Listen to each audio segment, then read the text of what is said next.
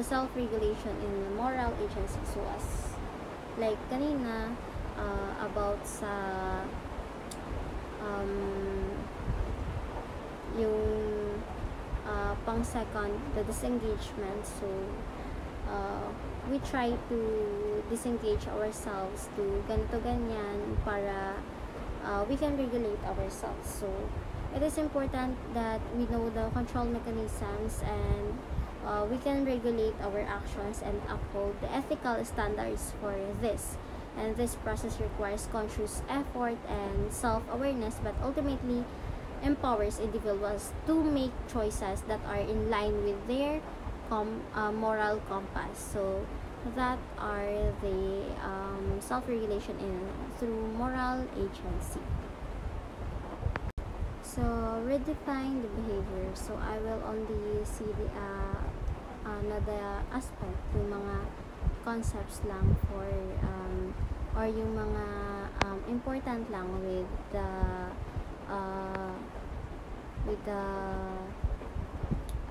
this redefined behavior, yung mga moral justifications, mga ganito ganyan. So moral justification, according to Bandura, individuals are more likely to imitate the behavior if they believe it is morally justified. For example, individuals may be more likely to imitate aggressive behavior if they view it as a means of defending oneself or others. So Bandura's research, individuals are more likely to imitate behaviors that are perceived as morally justified, highlighting the importance of moral consideration in shaping human behavior, like yung spanking sa mga children, ganon. Sabi nila, disiplina yun, so na-imitate siya ng bata. So another one is yung palliative comparison. It refers to the tendency for individuals to compare their own behavior to that of others in order to justify their actions. For example, yung individual na yun may engage in aggressive behavior because they believe that others are also engaging in similar behavior, leading to them rationalize their actions as acceptable. Katulad nung pag ginawa mo yung hindi naman ka-accept talaga sa standard or societal norms, tapos they think that it is just normal because some people do it. So that is the example. So lastly is the euphemistic labels. It is a way of rationalizing and justifying behavior. This involves using language that softens and the impact of behavior, making it seems less harmful or negative. For example, individuals may refer to aggressive behavior as assertiveness or standing up for oneself in order to downplay its negative consequences. So, sa research ni Bandura naman is he illustrated that euphemistic labels can influence individuals' perceptions of their behavior, making it easier for them to justify and continue engaging in it. So, that are the redefining of behavior. So, lahat to, they are emphasizing the role of etong redefine the behavior is emphasizing the moral justification, palliative comparison, and euphemistic models of Bandura's social cognitive theory. So the concept of disregarding or distorting the consequences of behavior is multifaceted issue because it has a significant implications for individuals, society, and the world at large. So I will emphasize the three techniques that individuals use, that are the minimize, ignore, or misconstrue the consequences of their actions. So itong mga techniques na to are far-reaching effects. It is impacting everything from personal relationship to global politics. So very crucial siya na part. So first is yung pag-minimize ng consequences of one's behavior. So this involves downplaying or minimizing the impact of one's action on the others or on the world. So this can be manifest in various ways, such as rationalizing harmful behaviors as necessary for personal gain or dismissing the concerns of others as unimportant. So, this is an example of this na nasa libro is yung kapag may nabangga yung isang truck, then nag-bleed na yung tao, tapos sabihin niya na hindi naman yun harmful and she's going to be okay, parang ganun. So that is the example. So the ignoring of the consequences of one's action involves the willfully turning a blind eye to the negative effects of the one's behavior because first hand nila nakikita, but their defense mechanism is to avoid feeling of guilt or shame or others, but to deliberate attempt to maintain power and control over others. So the ignoring of consequences of one's action can lead to a cycle of harm and perpetuate harmful behaviors as individuals continue to act without considering the impact of their actions to others, katulad ng sinabi ko kanina. And lastly, yung misconstruing the consequences of one's actions. So this involves the distorting or misinterpreting the effect of one's behavior in order to justify continued harmful action. So this can involve engaging in cognitive dissonance, where individuals hold conflicting beliefs about their actions and their consequences. For example, yung pinalo ka ng mama mo kasi yun daw yung para daw madisiplina ka. So yan yung misconstruing or the misinterpreting of the behavior. So parang nasa-sense or na-imitate ng tao or ng bata na kung saan kapag nagiging bad yung isang tao, they will spank it because that is the form of discipline and nothing more. That is, yun lang yung nakikita nila na spank kita because I want to discipline you. So that is the example of misconstruing. So that's all. So dehumanize or blame the victim in Bandura's theory. This refers to the process of viewing individuals as less than human, often stripping them of their agency and humanity. So they lack of empathy and compassion towards their victims, as well as the tendency to assign blame to them for their own misfortunes. So kaparehas ang nangyari sa World War III na parang nagpatay lang sila and they don't feel guilt at all because parang they see that human or that individual less human, so they humanize it and they blame the victims.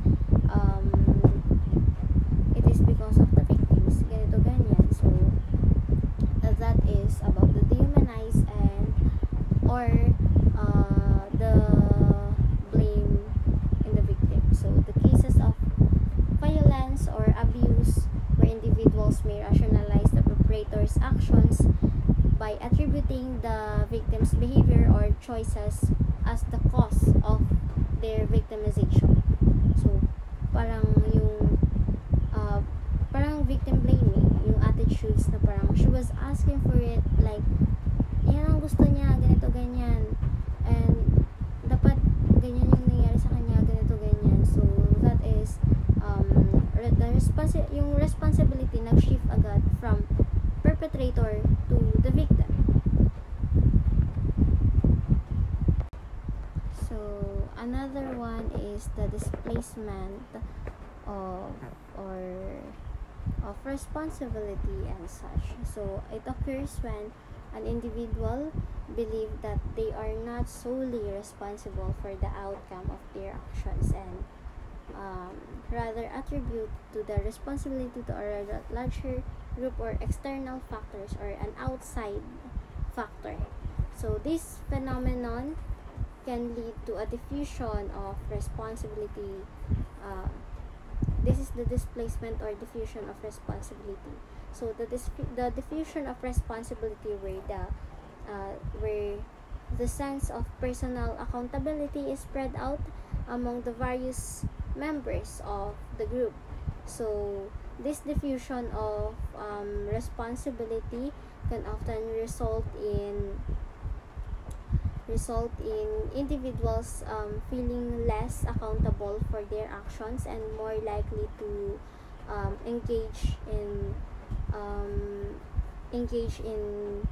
behaviors that they might not otherwise engage in when acting alone. And displacement, katulad nung sinabi sa libro, it is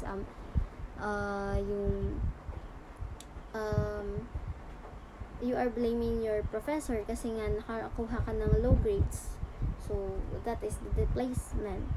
And the diffusion of responsibility is parang you make it spread it out so thin that parang walang responsibility and such, na parang ganito talaga sa amin, that is the policy, ganito ganyan. So both displacement and diffusion of responsibilities are connected to each other, or they are related to each other. So that is the displacement or diffusion of responsibility. So the diffusion of responsibility can also impact individuals' behavior within a group dynamic, when individuals believe that their actions will not have a significant impact on the overall outcome. So ayun, again, ang displacement is yun yung parang sinisisi mo yung iba, 'di ba? Isa rin yan sa defense mechanism yung displacement. Parang kasi nakakuha ako ng kaya ako nakakuha ng ganito na grade sa kanya kasi hindi siya marunong magturo. Parang ganun. So gina-displace mo yung lacking mo doon sa professor mo for having a low grade. And the diffusion of responsibility is you make it spread out so thin na parang no one has a responsibility for it. Na parang that's the way around here, and that is just the policy. Parang ganun. So yan. So I would just like to sum up the dysfunctional behavior. First is yung depression. So it says that it is dysfunctional yung mga may depression, and they are most of the time they feel like worthless, they are purposeless and such. So it is also a very crucial, because you cannot say that a person is depressed in just just by describing the behaviors or the actions that a person does to say that he or she is depressed, because it is a clinical diagnosis. And depression is depressed people feel worthless and purposeless, and they just feel like they are not in this world. And the phobias, those are the fears that those are the strong fears, because from the word phobia. And ito yung mga tao na hindi lang like, ay, takot ako sa ganito, ganyan, but it is like extreme, in an extreme level, in a sense that nahimatay na sila pag nakakita sila ng ganito, ganyan, because of their phobias. For example, yung may mga ano ba na phobia ang meron? Yung sa dagat, yan, yung phobia nila na parang hindi nila gustong pumunta ng dagat, because they feel like there is a big creatures right there, down there. and yung mga may butas-butas like sa mga ganito ganyan, hindi nila yun kayang i-tolerate because of yung hindi nga nila kaya, parang they fear that. So those are dysfunctional behavior. And another that's all. And the aggression, according to Albert Bandura, the aggression is it just if a person is an aggressive person, it just further to be aggressive, the aggression plus further aggression, so that is also a dysfunctional behavior. So that's all for our report, and thank you so much for listening, and goodbye.